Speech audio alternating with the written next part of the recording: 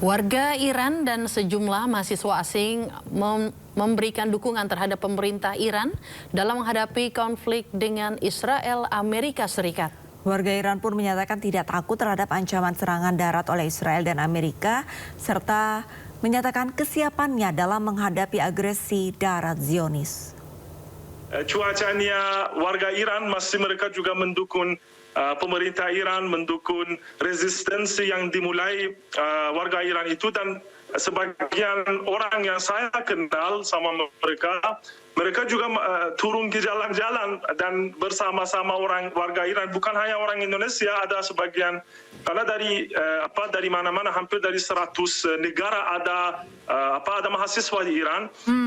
Ada sebagian orang Afrika, saya di berita-berita saya melihat ada dari mereka juga yang turun ke jalan untuk mendukung pemerintah Iran, untuk mendukung militer Iran dan resistensi Iran terhadap Amerika Serikat dan rejim Zionis. Baik, luar biasa. Baik, Kasim, ini kan yang tercatat terakhir adalah hampir 2.000 korban sipil tewas, begitu ya. Belum lagi ada yang luka-luka sekitar hampir 30.000, tepatnya 25.000. Dan bahkan statement terakhir dari pemerintah Amerika dia mengatakan akan ada serangan darat pamungkas, begitu ya. Kalau dari masyarakat di sana sendiri, seperti apa tanggapannya? Apakah masyarakat Iran ini siap seperti biasa dengan serangan yang akan dilakukan? Ya, itu juga begitu ya, ini mereka juga siap, bukan hanya siap tapi kita menunggu.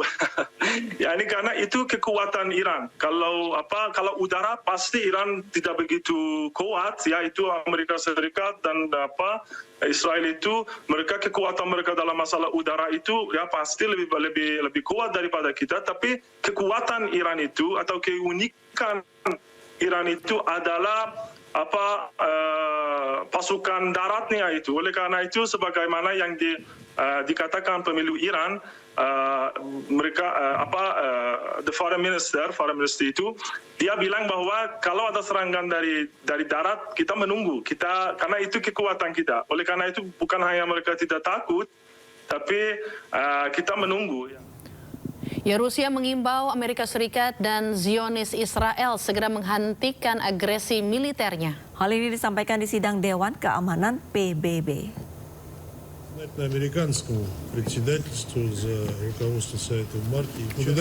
Rusia memperingatkan bahwa perang melawan Iran berisiko menyebabkan kerusakan global. Konflik ini akan meningkat menjadi konflik skala penuh, tidak hanya di tingkat regional, tetapi juga global. Amerika dan Zionis Israel harus menyadari betapa seriusnya konsekuensi dari perang ini. Orang-orang tak bersalah hingga perempuan dan anak-anak akan meninggal dunia setiap harinya. Rusia juga menegaskan siap membantu untuk menemukan penyelesaian konflik tersebut.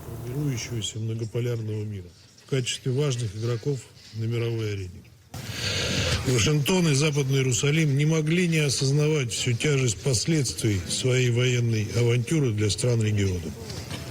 Ежедневно гибнут ни в чем не повинные люди, включая женщин и детей. Масштаб ущерба энергетической и другой жизненно важной инфраструктуре в Иране и аравийских монархиях растет ежеминутно.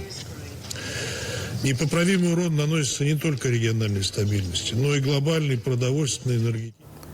Ya, Perdana Menteri Republik Ceko Andrej Babis mengkritik seruan Presiden Amerika Serikat Donald Trump agar negara-negara yang bergantung pada minyak Timur Tengah turut mengamankan Selat Hormuz. Ia menegaskan Republik Ceko tidak terlibat dalam negosiasi Selat Hormuz. Tak teďka nevím, jestli myslíte tu otázku vážně, nebo jako, že bychom tam poslali letadlovou loď, nebo jak jste to myslel?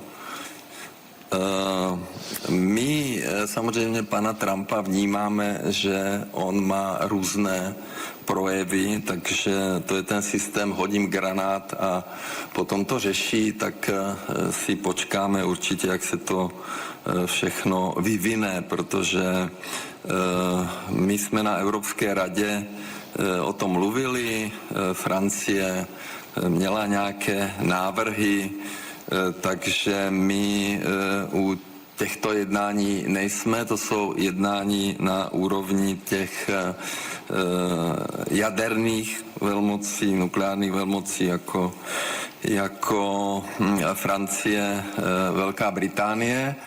3 jenazah anggota TNI yang gugur di Lebanon karena diserang Israel akan diterbangkan Jumat atau Sabtu ke Indonesia. Sementara korban anggota TNI yang terluka sudah membaik. 2 April 2026 saya hanya mengupdate perkembangan tentang jenazah daripada 3 prajurit TNI yang telah gugur di Unifil. Saat ini sudah berada di rumah sakit Saida yang ada di Lebanon dan sedang pemulasaran jenazah yang rencana akan dikembalikan ke tanah air. Pemberangkatan kemungkinan kalau nggak hari Jumat akan dilaksanakan hari Sabtu karena minimnya penerbangan yang sedang ada saat ini di daerah konflik di Teluk saat ini. Sehingga update berikutnya akan kami sampaikan setelah ada kepastian kapan kepulangan dari jenazah 3 orang prajurit TNI yang telah gugur di Lebanon Selatan. Perawatan yang luka? Perawatannya luka dari 3 prajurit yang dirawat di Rumah Sakit Beirut saat ini sekarang sudah membaik, sudah dalam kondisi yang lebih stabil daripada sebelumnya.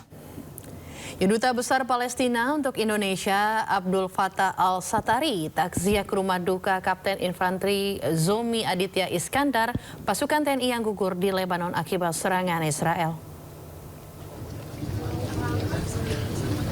Atas nama negara Palestina dan rakyat Palestina, kami hadir menyampaikan bela sungkawa pada keluarga almarhum. Kesedihan atas kehilangan Kapten Zulmi tak cuma menjadi duka keluarga dan bangsa Indonesia, namun menjadi kehilangan bagi bangsa Palestina. Selain itu, Dubes Palestina Abdul Fattah Al-Satari menyampaikan besok di masjid-masjid Palestina, termasuk Masjid Al-Aqsa, akan dilaksanakan sholat gaib.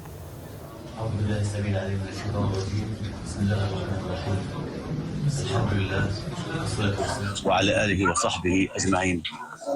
قال تعالى في كتابه العزيز: ولا تقولوا لمن يقتل في سبيل الله أموات بل أحياء عند ربهم يرزقون.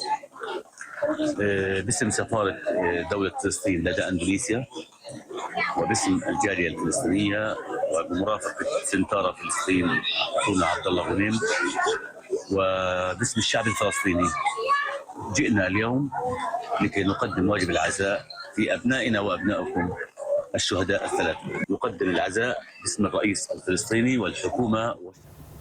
Isak tangis pecah saat istri Praka Fariza Ramadan tiba di rumah duka di Kulon Progo, Yogyakarta.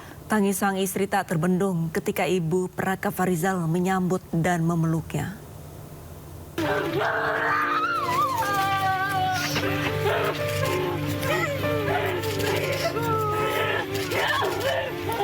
Fafa Nur Azila, istri mendiang Praka Farizal, prajurit yang gugur akibat serangan Israel di Lebanon, tak mampu membendung tangis saat tiba di rumah duka di Kulon Progo, Yogyakarta. Azila tiba bersama dengan anaknya yang baru berusia 2 tahun. Keduanya didampingi sejumlah istri dari pimpinan Praka Farizal ketika bertugas di Biren Aceh. Hari ini dilaksanakan prosesi upacara pelepasan secara militer oleh PBB di Beirut ya, di Lebanon. Kemudian dari PBB karena semuanya perencanaan termasuk dengan kegiatan dikendalikan langsung oleh PBB. Jadi dari PBB nanti diberangkatkan dari Lebanon itu hari Jumat waktu sana. Hingga kini jasad Praka Farizal dan 2 prajurit lainnya masih berada di Beirut, Lebanon. Upacara pelepasan secara militer dilakukan oleh PBB untuk jasad ketiga prajurit pasukan Garuda ini. Dari Kabupaten Kulon Progo, Yogyakarta, Basuki Budi Utomo Anyus melaporkan.